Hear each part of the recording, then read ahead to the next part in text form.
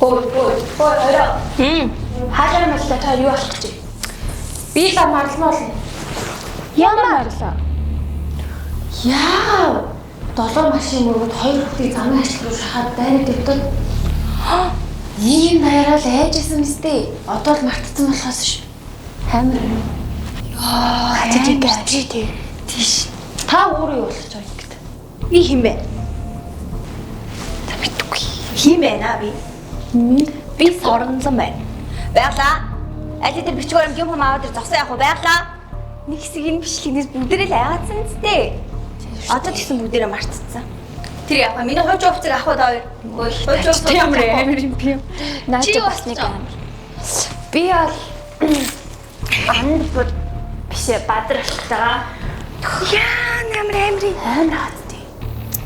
Ингээл охид өхнүүдийг бүгдийг айлгаал чичүүлээл. Тэгсэн хамгийн гол нь өөрөө дараа ингээд охирч талсан байхгүй. Тэр төхөлийг хаадаал. Өөрөө одоо хөтөлсөн мэтэл хэлж амар юм аа. Өстө жигээс амар юм шүү. Манайхан ингээд яг хаалаа сүнс чөтгөр гайгаад хоёроос байх зэрэг.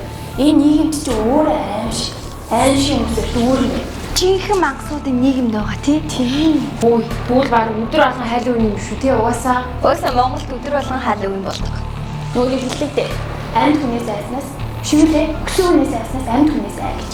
Яг нийгмээсээ нэг юм даа.